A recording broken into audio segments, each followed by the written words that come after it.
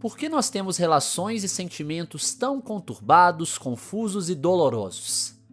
A resposta para essa pergunta pode variar por conta de elementos sociais, econômicos, familiares, políticos e psicológicos.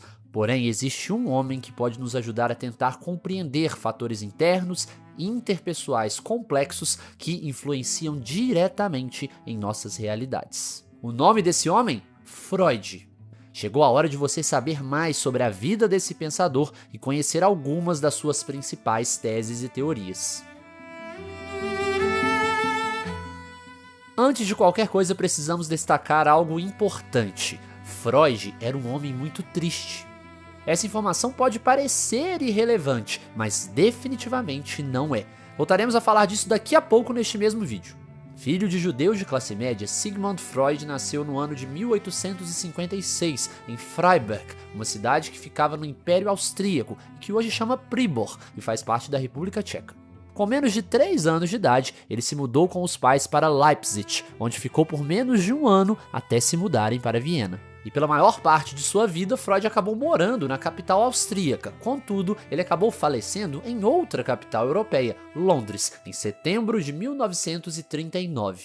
E até a própria morte foi frustrante, digamos assim, para esse gênio da humanidade. Afinal, ele sempre acreditou que fosse morrer entre os 61 e 62 anos de vida, porque sempre achou esses dois números muito assustadores. Porém, acabou indo até os 83. E 20 e poucos anos a mais em uma vida de tristeza constante pode ser uma eternidade. Mas o que Freud fez durante sua brilhante carreira também foi eterno. Ele ingressou na Universidade de Viena aos 17 anos de idade e demorou um pouco para ser bem-sucedido. Como estudante de medicina, por exemplo, um de seus grandes focos era dissecar enguias para encontrar os seus órgãos reprodutores, algo muito específico e pouco relevante para a obra do pensador que a gente tanto conhece hoje em dia. Freud também cometeu outros equívocos, como na tentativa que teve de promover a cocaína como uma droga medicinal. Esse erro, entretanto, ele corrigiu rapidamente, após constatar que era uma ideia perigosa e viciante. Após esses e outros fracassos e momentos peculiares, Freud resolveu explorar aquilo que mais o incomodava, a tristeza. Eu avisei que esse sentimento seria importante. Freud era um homem que estava constantemente triste e dizia que o paciente com o qual mais se preocupava era ele mesmo. Por ser tão insatisfeito e frustrado, acabou chegando a grandes conclusões sobre a infelicidade humana, criando inclusive uma disciplina que seria o seu maior legado, a psicanálise. O estudo pioneiro e referência de Freud foi o livro A Interpretação dos Sonhos, que ele lançou no ano de 1900. Só que muitos outros livros também vieram após esse. E para descobrir os motivos que levavam até a tristeza, Freud começou a investigar a mente humana e principalmente as relações criadas e cultivadas com outras pessoas. Assim surgiu o termo intitulado Princípio do Prazer. Freud sugeria que todos nós somos movidos por um princípio de prazer, que é responsável por nos aproximar de recompensas físicas e emocionais e, ao mesmo tempo, por nos afastar de coisas pouco prazerosas, como disciplina e trabalho. Refletir sobre isso na vida adulta é relativamente óbvio, porque a gente sente na pele, no dia a dia. Porém, esses padrões existem desde a infância de um ser humano. Quando crianças, somos guiados quase que exclusivamente pelo princípio do prazer. No entanto, os adultos responsáveis por essas crianças acabam criando limites, até porque se o princípio do prazer for seguido sem restrições, pode levar a consequências imprudentes e perigosas. Para crianças e para adultos. Se seguirmos apenas os nossos prazeres, possivelmente vamos comer demais, trabalhar muito menos, o que não seria ruim, e quem sabe até manter relações sexuais com membros de nossas famílias, por mais chocante que isso possa parecer. Ao nos adaptarmos, estamos fortalecendo o princípio da realidade. Contudo, Freud acreditava que existem tipos melhores e piores de adaptações, e as mais problemáticas são as neuroses. Neuroses são resultados de negociações que reprimiram o princípio do prazer de uma maneira equivocada, e essas negociações conflituosas nos ajudam a entender mais sobre a relação entre 3 partes de nossas mentes. O id, movido pelo princípio do prazer, o superego, que é movido pelo desejo de seguir regras e fazer aquilo que é certo de acordo com a sociedade, e o ego, aquele que basicamente se acomoda no meio dos dois anteriores. Entretanto, para compreender ainda melhor essas dinâmicas, Freud defendia a ideia de que precisamos sempre voltar novamente à infância para desbravar as origens dessas neuroses. Segundo o pensador, nós passamos por 3 fases durante o processo de crescimento. A primeira delas é a fase oral, na qual lidamos com todos os sentimentos por meio da ingestão e da alimentação. E se os pais não forem cuidadosos, possivelmente a criança terá todos os tipos de neuroses vindas dessa etapa. Afinal, tiraríamos o prazer do ato de recusar ou aceitar uma comida, de utilizar alimentos como calmantes e odiaríamos a ideia de depender de alguém para comer.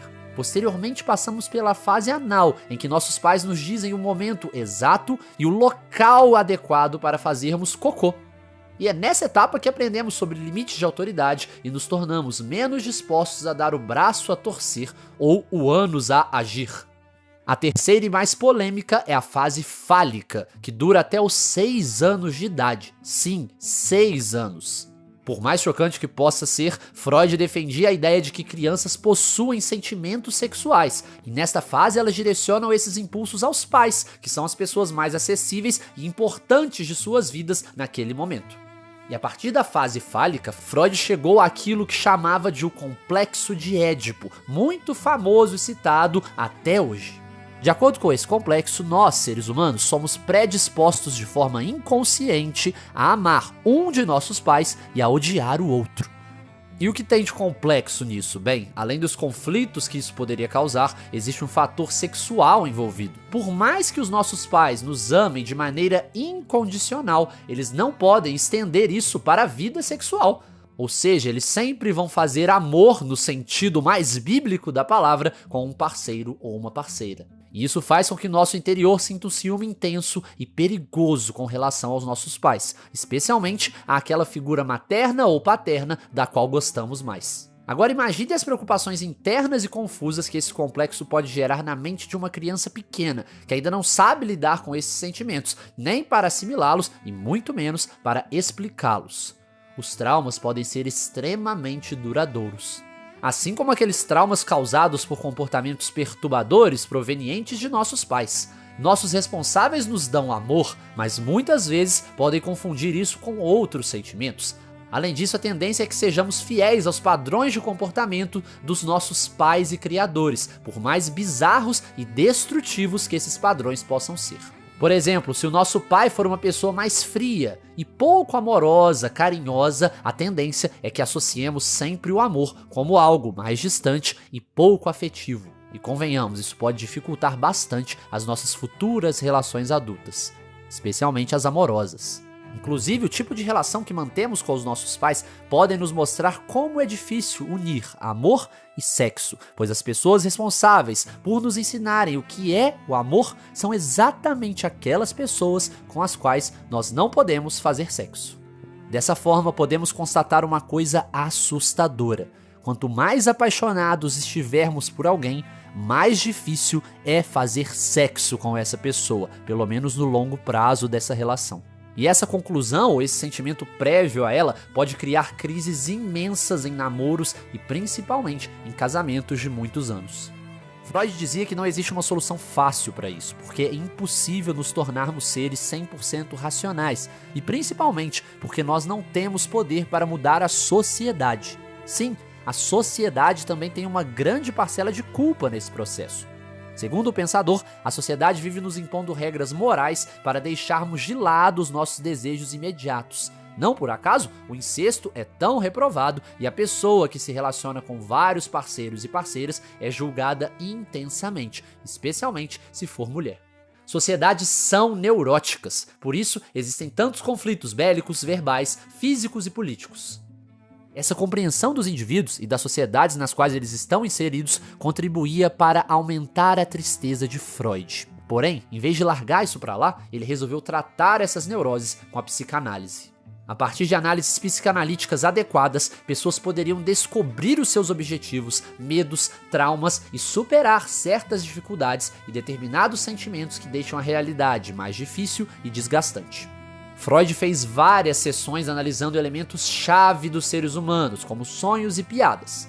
Com esses trabalhos, concluiu que o inconsciente e acontecimentos passados tinham grande influência na vida das pessoas, e ao constatar isso, ficava mais fácil livrá-las de certas neuroses. É possível sim discordar de Freud, até porque existem diversas linhas de pesquisa diferentes no meio da psicologia, da psicanálise e da neurociência.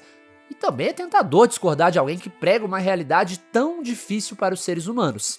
Contudo, muitas vezes temos sentimentos inexplicáveis e raivosos envolvendo nossas relações interpessoais, nosso trabalho e até mesmo os nossos hobbies. E lembrar das teorias de Freud nesses momentos pode pelo menos estimular um pouco de racionalidade para que nossa mente consiga conter e entender essas neuroses, mesmo que elas sejam conturbadas, confusas, dolorosas e recorrentes.